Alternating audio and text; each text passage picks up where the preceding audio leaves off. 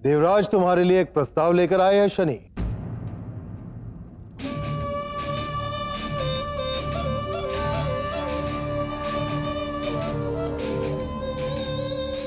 कल सभा में तुमने सिद्ध कर दिया शनि कि तुम असीमित रूप से गुणवान और प्रतिभाशाली।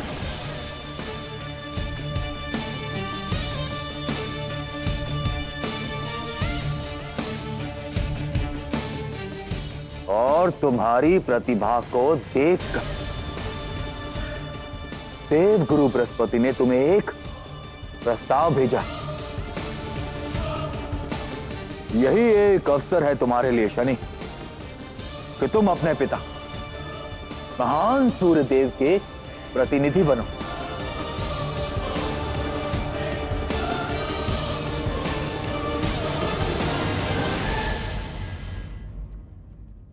प्रस्ताव स्वीकार है सूर्यपुत्र।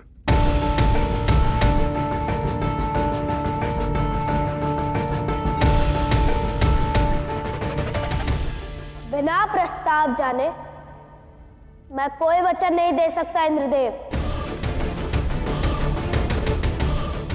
प्रस्ताव प्रस्तुत करें। अवश्य शनि, अवश्य। हर देव का एक निश्चित कर्तव्य और उत्तरदायित्व होता है, और देव गुरु बृहस्पति चाहते कि देव पुत्रों को उनका कर्तव्य सौंपा जाए।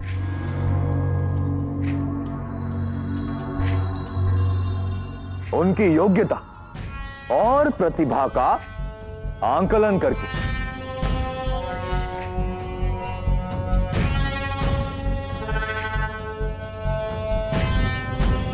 देव गुरु बृहस्पति किसी देव पुत्र को धर्मराज की उपाधि देकर उसको बड़ा उत्तरदायित्व देना चाहते हैं। इसीलिए उन्होंने ये प्रतियोगिता रखी,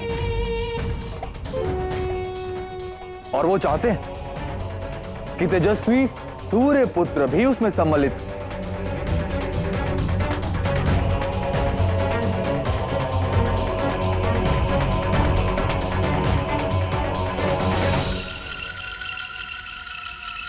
ये तुम्हारे लिए भी बड़ा महत्वपूर्ण अवसर है शनि।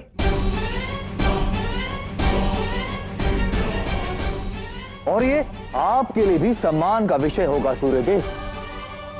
और भविष्य में धर्म के मार्ग पर कदाचित आपका पुत्र ही सबको लेकर आए। प्रश्न ये है कि आप उचित मार्ग पर आए या नहीं।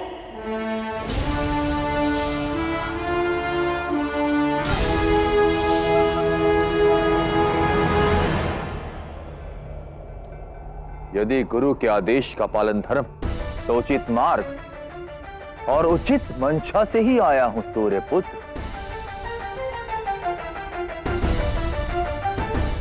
मेरा दूसरा प्रश्न यह है कि आप क्यों चाहते हैं कि मैं इस प्रतियोगिता में भाग लूं?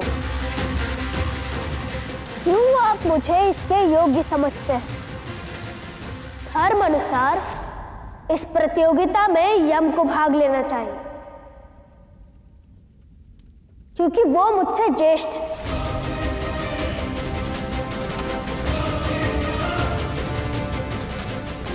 इसलिए ये अवसर उन्हें ही मिलना चाहिए,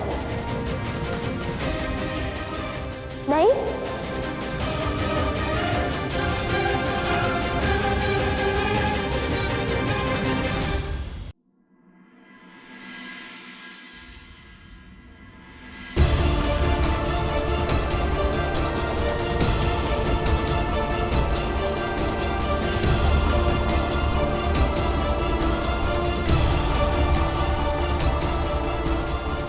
क्या इस घाव के ठीक होने का कोई उपाय है देव? नहीं छाया, ये घाव नहीं भरेगा। परंतु क्यों देव? क्या आपकी औषधि में इतनी शक्ति नहीं है?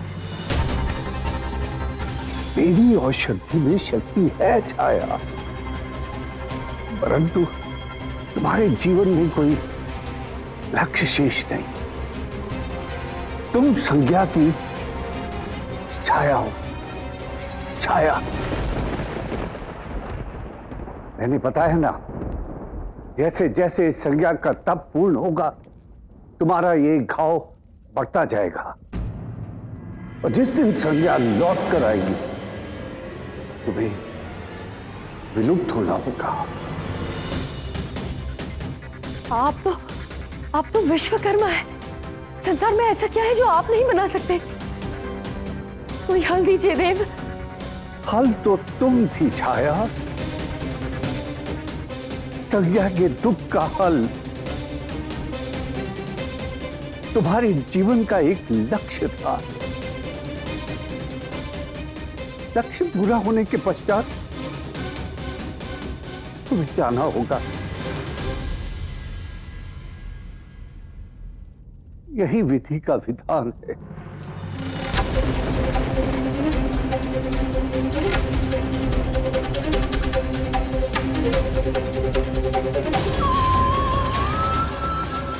समय निकट है छाया। संज्ञा का तप संपन्न होने वाला है।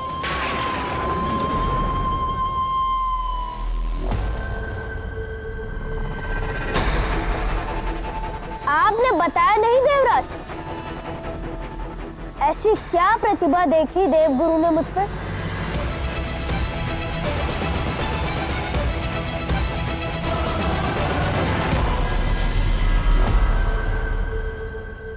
कल जो हुआ शनि, उसके पश्चात तुम्हारी प्रतिभा के बारे में कुछ भी कहना स्वयं सूर्य देव को दिया दिखाने जैसा। हरी सभा में तुमने जिस प्रकार मुझे मुकुट उतारने को विवश किया शने, मेरा तात्पर्य यह है पुत्र कि जो स्वयं देवराज को उसकी भूल का अनुभव करवा दे, उसके दोषों का दंड दिलवा दे, तो निश्चित रूप से धर्मराज बनने के योग्य है। क्षमा चाहता हूं देवराज।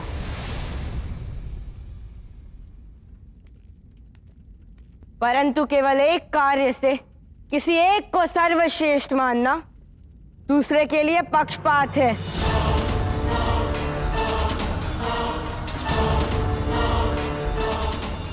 मैं ज्येष्ठ सूर्य पुत्र हूं पिताश्री।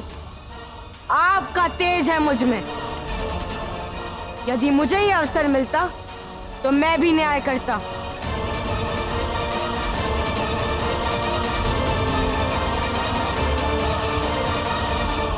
मेरा निवेदन है कि ये अवसर मुझे मिले, मैं इस प्रतियोगिता में जाऊंगा।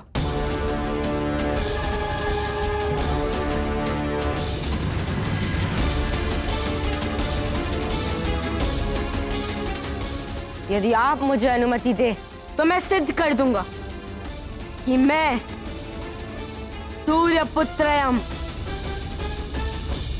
धर्मराज बनने के लिए किसी से भी अधिक योग्य हूं।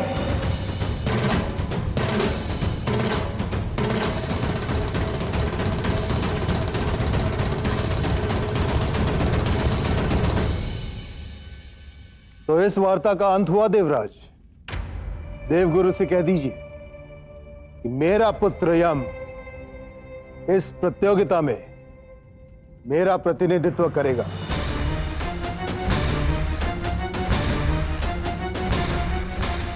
इस यम ने तो मेरी योजना में विघ्न डाल दिया, क्या करूं? शनि को इस प्रतियोगिता में ना भेजना, पक्षपात नहीं होगा।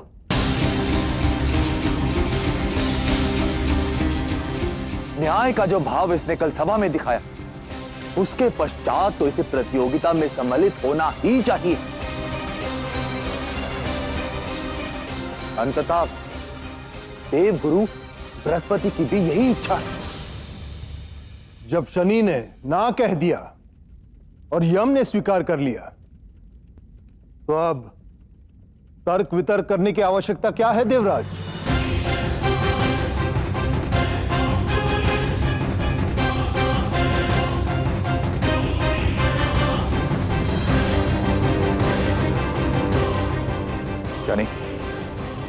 तुम सदा अपनी माता के लिए गर्व का कारण रहे हो और उसके सम्मान के लिए किस सीमा तक जा सकते हो, ये तुमने कल सभा में दिखा दी। क्या अपने पिता को ये गर्व और सम्मान नहीं देना चाहोगे शनि?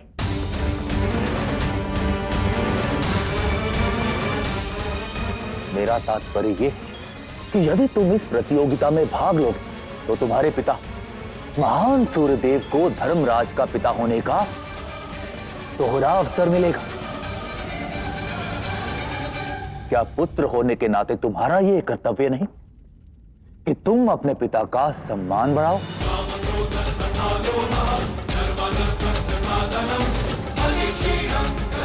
क्या अपनी माता की सुरक्षा ही तुम्हारा कर्तव्य है शनि? क्या अपने पिता के मान के लिए केवल 6 माह तुम अपने घर से दूर नहीं रह सकते?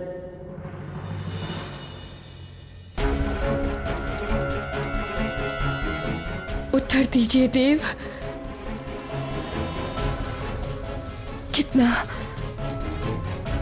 कितना समय शेष है मेरे अस्तित्व का?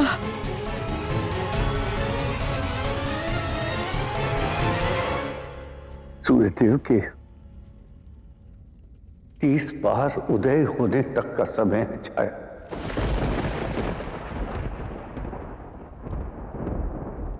30 दिन? अर्थात